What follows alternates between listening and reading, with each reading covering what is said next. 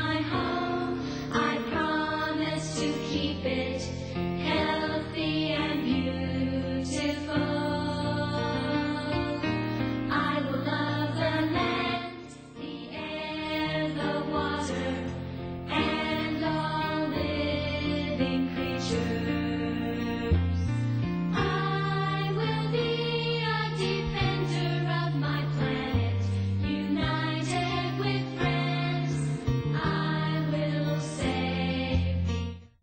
My name is Commissioner Frank Avila, and I'm a commissioner at the Metropolitan Water Reclamation District of Greater Chicago. And today the name of our show is Great Lakes Challenges. And I have with me as my guest Joel Brammeier. And Joel Brammeier, he serves as the Alliance for the Great Lakes as an associate director. Joel Brammeier has his Master of Science degree from the University of Michigan School of Natural Resource and Environmental, and he also received the prestigious Women National Farm and Garden Association Scholarship. In 1996, Joel graduated with honors with a Bachelor of Science degree in biology from Valparaiso University. And you know, and I'm glad you're on my show, Joel, because your educational background and your working experience suits the job that you're doing right now. Bachelor of Science in Biology and a Master's in Resource and Environment. And why did you choose to work for the Alliance for the Great Lakes? Well, you know, it sort of chose me. I grew up here in the Great Lakes region and had an interest in the outdoors from an early age. So when I moved to Chicago a few years back, I started volunteering actually at the Alliance for the Great Lakes, which used to be called the Lake Michigan Federation. From that, it was sort of a natural progression just to get involved as part of my career. So that's where I landed. And what's the mission of the Alliance for the Great Lakes? Well, the Alliance for the Great Lakes is the oldest citizens Great Lakes organization in North America. And we simply work to conserve the quality of the Great Lakes water for generations of people and wildlife. And, you know, fresh water you're talking about, right? And I think on your website you mentioned about the percentages of fresh water in the world, in the Great Lakes, and the percentage of the water in the United States. What is that? What's the percentage on that? Well, it's about 20% of the world's fresh water supplies, fresh surface water supply, is located in the Great Lakes. 20%? 20%. Just to visualize that, Yeah. if you spread that across the entire continental U.S., that's about 9 feet deep of water 9 spread feet across deep? the entire country. So we're talking about quadrillions of gallons of water. It's a very precious resource. And there's of all the water in the world, 1% is fresh water. That's right. 1% is fresh water, and 20% of that 1% is up here in the Great Lakes. And what's the percentage of all the fresh water in the United States? What percentage does the Great Lakes cover? It's about 90% of the fresh surface water in the United States. Yeah, approximately. Yeah. And so we're living up here in God's world. I mean, this is heaven, right? This is God's heaven. It's truly a blessed part of the country, I can tell you that. I mean, we've got a resource here that the people out west fight over. Yes. So, and that's why it's so important, because they say that you could live without food for about 30 days. But try living without water. They say you can only live without water for a couple of days. that's right. And we need water to survive, because that's what makes up our body, water. And so what is the state of the health of the Great Lakes? Well, we're doing all right. We're doing all right? We're doing all right. Some good things and some bad things. When people think about the Great Lakes, you know, especially folks that were around for the middle part of the 20th century, a couple things spring to mind. Discharges of pollution into the water and big piles of dead fish washing up on the shoreline. Yes. Fortunately, those are two problems that we've gotten a pretty good handle on. Okay. So we've reduced a lot of that industrial pollution and a lot of those problems with fish dying, but there are still some problems out there that are very significant that aren't quite as visible. Things like invasive species and water use that actually depletes the water supply in the Great Lakes. Now, you mentioned about industrial waste coming in. Well, you know, and you're talking about the middle of the 20th century. I mean, we had our steel mills going in Indiana. We had a lot of industry going. Now they aren't here. A majority of them are not here anymore. But yet we still have some type of industry in Indiana where in the paper, in the Tribune, it mentioned British Petroleum, that they want to upgrade their refinery. And by upgrading the refinery, they're going to have more waste to discharge, and they want the Indiana EPA gave them an okay to discharge additional ammonium and to discharge additional sludge. Now, what's your position on that? Well, yeah, you bring up a good point that a lot of the mills in the industry that were on the southeast side of Chicago and northern Indiana are gone. A lot of that is shut down. A lot of those discharges aren't there anymore. Along with that, there have been a lot of jobs that have left the region. Yes. So sometimes you got to expand. You got to have development to support a tax base and job growth in a region, but that doesn't have to happen at the expense of the health of the Great Lakes. That proposal that you're referring to, that BP is pushing to put sludge and ammonia into Lake Michigan, it's the kind of outdated technology that we used back in the 1960s, not in the year 2007. Well, so, they said they're going to spend what in the paper, and this is what I'm quoting from the Chicago Tribune. It mentioned they're going to spend over $80 million to upgrade their wastewater treatment plants there. So I don't know what they're spending it on, and I don't know the type of treatment. And they said that they need this because it's going to provide 80 jobs. 80 jobs are going to provide to pollute Lake Michigan. There's no ammonia. And you know, what's the problem with ammonia? Well, ammonia is a highly toxic substance. It actually can kill many things that it comes into contact with. And they actually want to dump a fairly high concentration of ammonia right in the middle of the lake and mix it with our fresh water supply. So this idea that you've got to measure either jobs or the environment, that's an outdated discussion. Yeah, what we need to focus on is getting a sewage treatment plant there that can actually handle this waste. Just to give you a bit of reference, that type of a permit hasn't been approved anywhere in Lake Michigan for decades. So it's really an outdated way to look at how we treat the Great Lakes.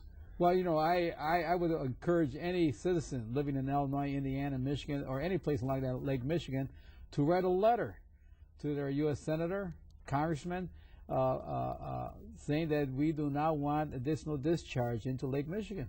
That's a great idea, Frank, and I also encourage anybody who feels the urge to protect the Great Lakes to do that today. Sure. Now, the next question is, what are the top threats facing the Great Lakes besides ammonia and sludge going into the water?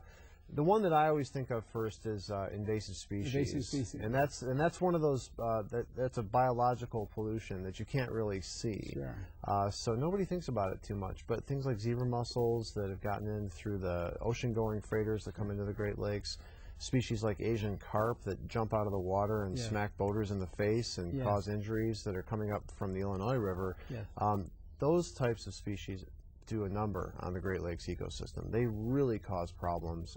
They deplete good fish like yellow perch and walleye, and they create hazards for boaters and people who like to enjoy a day out on the lake. Do they have the statistics on how much they're eating up on aquatic life coming up? Is it 40%, 50%, 60% of the aquatic life? Oh, as far as the Asian carp. The Asian carp, well, they can eat up to 40% of their body weight daily. 40% of their body weight? So this is a fish that grows up to 100 pounds. Oh, so they must be destroying everything as they're coming up. The Illinois River is basically now a river of carp. A river of carp. Right, and if we're not careful, we're going to have a lake of carp here in the Great Lakes if we don't keep them out. And right now, they're 40 miles outside of Lake Michigan. That's right. They're the other side of an electric barrier that the Army Corps of Engineers put up. Right. And that's true. It's gonna. What type of havoc will they do to our fishing industry? Well, if you can imagine this, cruising down the Illinois River at 60 miles an hour in a little bass boat, the boats that bass fishermen use, fish are jumping out of the water, flying, smacking you in the face. People have gotten knocked out. They've gotten bloody noses, nearly drowned because of this. And so boating on the Great Lakes could actually become a hazard instead of a pleasure. That's one real problem with Asian carp. The other thing is they eat the same food that all of our Great Lakes fish like yellow perch enjoy, and so, but they do a better job at it. So if they're here, they're going to eat all the food that our fish eat, and we're not going to have any fish left to go after. And that's really critical because the recreational sport fishing in the Great Lakes is a $4.5 billion industry. $4.5 billion. Billion with a B. Yep, it's huge. So it's and the Great Lakes, you're talking about all 5 lakes. right. All 5 lakes there. Right. So it's really no contest. We just have to keep those carp from getting into the Great Lakes. Well, why don't you think in Washington they don't have some type of law for say no more importing, because they came in because we imported for the farms, the fish farms down south. Right. Yeah. Well, unfortunately, we are kind of behind the times on that front.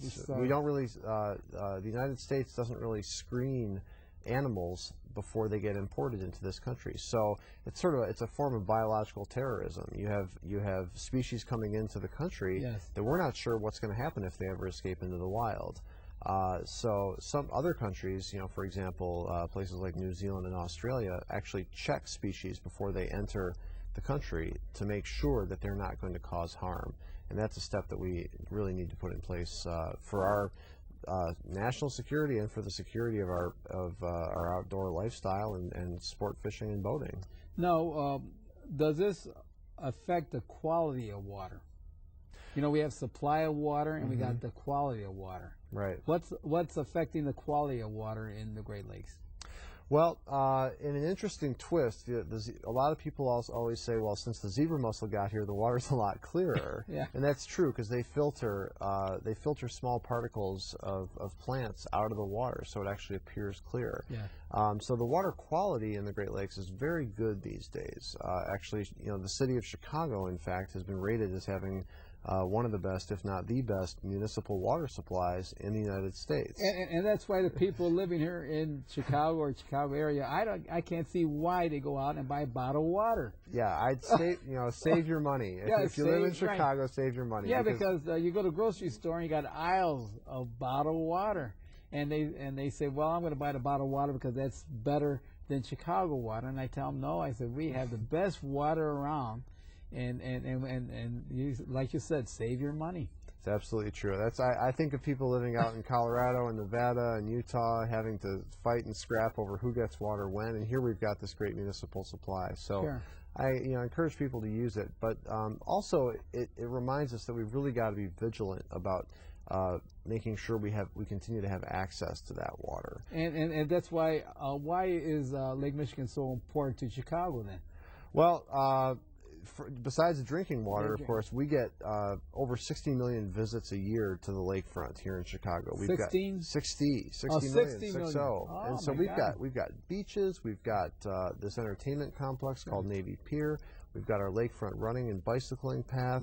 Yeah. We have dozens of reasons that people come out to the lakefront, and that drives the economy of the city of Chicago. When you go to a magazine and you see ads for why people should bring conferences to the city, Sure. what's in the picture? Our lakefront. Exactly. Yeah. So that lakefront really drives the economy here, but it's essential that we keep those waters. We keep conscious of making sure that water supply is sustainable and available for the city of Chicago and for the rest of the Great Lakes.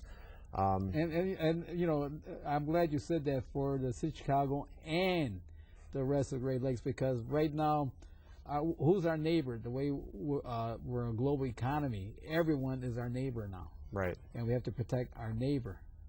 We have to protect our neighbor, and we also have to be aware that some of our neighbors may not have our best interests in mind.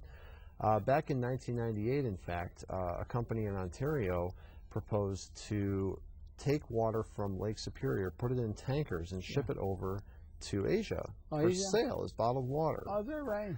And that idea was actually approved. And all of a sudden, all the Great Lakes governors in the states and around the Great Lakes said, wait a minute, this is a little scary. Yeah. We're going to have people exporting our water to these distant countries, and we don't have any control over it. Okay. So right now, the governors are working to create a system so that doesn't ever happen again. Well, is there a quota on how much water the Chicagoland area could draw from Lake Michigan? Well, the Chicago area is in a bit of a unique position. They actually do have a limit that was set by the Supreme Court on the amount of water that they can take out of Lake Michigan. And that limit governs what's available to the state of Illinois to use for drinking water. Fortunately, we're not nearly bumping up against that limit, and the better job we do here in Illinois of conserving water, the more water we'll have access to. You know, here's a question that they always ask me, and are we guaranteed access to safe, clean drinking water? Is that a guarantee? Well, nothing in life is guaranteed, and just because you live on the shoreline of the Great Lakes doesn't mean you're automatically going to have access to that water.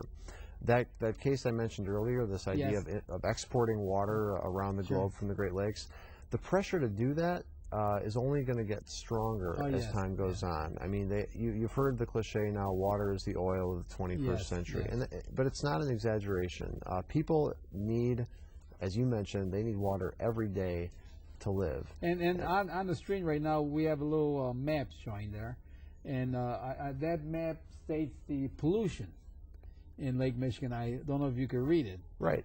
but you want to talk about this little map? Absolutely.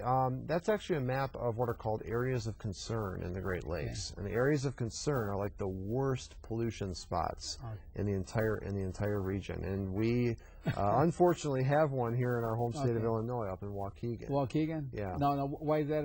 Okay, we got one in Waukegan. That's in Lake Michigan, right? That's in Lake Michigan. Yep. How many more in Lake Michigan do you have? There are about a dozen others in Lake Michigan, a number in Wisconsin, Number in a few Wisconsin. in Michigan, and one in Indiana. And so how can one prevent this type of pollution entering the Great Lakes, like the one in Waukegan? What's up in Waukegan? Well, a lot of these places that we call areas of concern are legacy places where we have legacies of manufacturing, and then a lot of that industrial discharge, before we knew better, was just dumped right into the lake. Today, that's unthinkable. You know, nobody's going to stick a pipe out into the lake and discharge things like PCBs that cause cancer. But back in the early 20th century and mid 20th century, it's a fairly common practice. So now it's not a matter of making sure that doesn't happen again as much as it is cleaning up some of that pollution that's been left behind. But so now you're saying that they discharge all of that, their sludge probably, and it's settled down to the bottom. Is this what you're talking about, the settlement, the contaminated settlement that is on the bottom now? Right. Up in Waukegan, there's a thick layer of sediment that's sitting on the bottom that's contaminated with a chemical that causes cancer in humans and makes it difficult for fish to survive, which is why we have to put out advisories on people eating Great Lakes fish. And so you can't just go out and catch a fish up near Waukegan and eat it because it might be contaminated with these chemicals. So I think they're making research studies to cap these contaminated sediment there. And you think that's what they're going to do up there in Waukegan? Because who pays for that? The Army Corps of Engineers, the US EPA? I mean, who? Usually, well, the areas of concern are usually paid for the cleanup by a combination. Sometimes it's partially the federal government, partially the state. Usually the local industries that are around the region contribute to that cleanup. And every case is different. So in some places they'll put a cap over those sediments. Other places they'll go in there with a dredge and really yank them all out of there until it's totally clean. You know, we're talking about the quality of water and the supply of water. So, you know, we all live here along Lake Michigan, and we own a house, we water our lawns, but no one ever thinks about if that supply will ever run out. Right. Do you think we're protected with our water supply here? Well, you know, with the things like this idea to export water overseas, those grab the headlines. Yeah. But the real danger is not probably coming from overseas. It's probably coming from communities that are right here in the Midwest. Getting water from the Great Lakes over what's called the basin divide. Yeah, the subcontinental divide. Right. Because we got the major one splitting the United States, and here we have our own little continental divide. Exactly. So inside that divide today, we all have access to Great Lakes water. Yes. Outside the divide, people don't. And so the big controversy is probably not going to be shipping water to Asia in tankers, but 1,000 communities that are on the other side of that dividing line trying to get access to Great Lakes water. And that's why having some type of cooperation between the Great Lakes states is so important. Sure. To manage that water, because no one state can do it alone. And the reason why they're having trouble on that other side of the continental divide, because a majority of these communities are getting probably their water supply from well water. And what's happening with our well water is getting contaminated. That's right. As people, you know, when we don't conserve our water the way we should, meaning we waste it, you know, we use too much, those well water supplies get drawn down, and as that happens, you've got naturally occurring things in the environment that can cause damage to people, like radium, Sure. which exists in wells at a natural level. But as you draw down that well, it actually becomes more concentrated and can cause a public health problem. And the reason why we need the quality of water is that our labor force is not with the senior citizens. Our labor force is with our young kids. And if that water quality is not healthy for them, they're going to be sick. Mm-hmm. Maybe they'll have a mental disbalance in them. Mm-hmm. And they may not be educated enough to know about high tech. And that's why the United States, especially throughout the whole world, needs more of this quality of water to make us all healthy. It's an interesting point. The clean water, being tied to healthy development is absolutely critical, and it also speaks to the economic advantage that clean water gives to a region. So not only do we have healthy children growing up with clean water, but we have access to a sustainable water supply that we can manage for economic development as well, and attract people to living here in the Great Lakes because it's a healthy, fun, scenic place to live with plenty of water. And right. And what are some ways that people could save this type of water, quality of water that we need? What's some of the methods that maybe that your group are doing? Well, as we talked about, in terms of conserving water, one thing folks can do is don't buy bottled water. Don't buy bottled water. So use the great tap water we have. Save money. Don't waste energy bottling water. Just buy a home filter if you need to, and use what comes out of the tap. That's one great idea. My wife, I went out and I bought a filter, and because my wife says I'm not going to drink the city water. I said, well, why not? It's good. And she said, well, because I just don't want to, because she reads in the paper. But that's saving me money, and also saves plastic bottles. They use plastic bottles for recycling, but 1 out of 10 are recycled, and the other one are thrown in the environment. Right. And so you also save gas because you're not trucking bottled water to the store, so you can buy it. Other things people can do to protect water quality, as we mentioned earlier, is certainly contact your legislator and talk to them about these potential discharges in Lake Michigan that nobody wants. And very close to home, very hands-on, people can join a local cleanup program like the Alliance's Adopt a Beach program that actually gets them out to the shoreline and picks up litter off the beach and monitors the conditions of the water there at the coast to know if their local waters are actually clean or not. Yeah, on your website, you show several slides on pollution, coastal wetlands, invasive species, and these are what different groups could do with the Great Alliance of the Great Lakes, and people could join as a member. Right? Absolutely. One thing we depend on to do the good work that we do are the contributions of Great Lakes citizens and people from around the world, for that matter. We have contributors that are not only in the Chicago area, but in the Great Lakes and nationwide. So those types of contributions are very welcome. And being a member of the Alliance for the Great Lakes means that you're actually contributing to solving all these problems that we're talking about today. We know no one person can do it alone, and that's a great way to get involved and to make sure that your money is helping to protect the Great Lakes. Yeah, on your website you say own a beach or save a beach or adopt a beach. Adopt a beach. Yes. Yeah, we don't want to sell the beaches, but we do want people to adopt them. Yes. Because what's the one way that most people interact with the Great Lakes? And here in Chicago, it's definitely at the beaches. Those beaches are packed every day during the summer. Yeah, but sometimes a person will go to the beach and it's closed. Why are the beaches closing? Well, beaches close for a variety of reasons, but typically it's because the city of Chicago, or the Chicago Park District in this case, is monitoring the water, and they're finding high levels of bacteria in the water. E. coli. Right. And that's how they measure E. coli. Right. Yeah. And so when that happens, they put out an advisory to make sure people know that there's a potential threat in the water at the beach. By and large, Great Lakes water is cleaner than it has been in 100 years. We find high concentrations of bacteria at beaches sometimes for a variety of reasons. Very occasionally, it's because of sewage overflows. In other communities outside of Chicago, that's much more true. Here in Chicago, it could be something as simple as seagull droppings actually creating a problem. It could be stormwater running off of a pier or a parking lot into the water that's causing the problem. So it's tough to put your finger on exactly what the source is, but follow the advisories, and if you want to do something to really clean the beach up, go ahead and adopt a beach with the Alliance. Get out there and help clean it up. Now, what does global warming mean for the Great Lakes?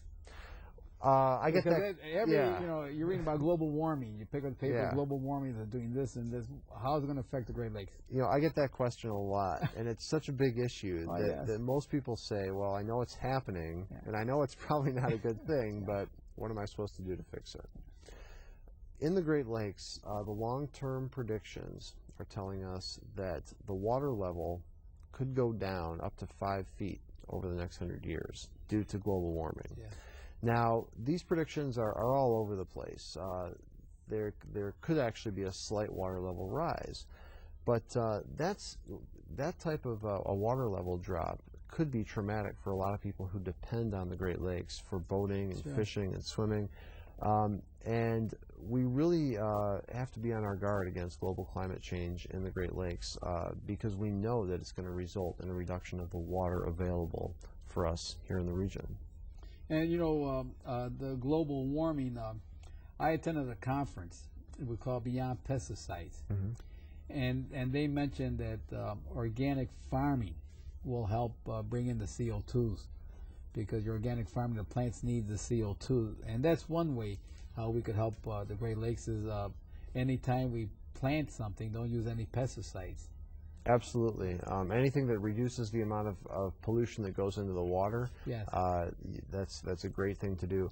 One thing we have here in Chicago are what are called combined sewers, and people should know that anything they put on their sidewalk, anything they put on their lawn, ultimately that's going to end up in the waterways around Chicago because all that stuff goes to the same place. So when you're spraying that pesticide, you're actually putting it right back into, in this case, into the Chicago River. Yeah, because your runoff, like as you mentioned, when it rains, and you know, and here in Chicago we have the deep tunnel, and the deep tunnel on a heavy rain will collect a lot of that storm water, but it won't solve the storm management from lakes, and our streams, our rivers and streams. And so we need, and that's why we took over storm water management. Right. Any last mission statement you'd like to give our audience? Well, our mission is pretty simple, and it's just to conserve and protect the Great Lakes for this generation and for future generations. So, Frank, I really appreciate you having me on here, and anybody can come to our website to join the Alliance at www.greatlakes.org. Well, very good. I'm glad that we had the Alliance, Great Alliance for Great Lakes. Creature.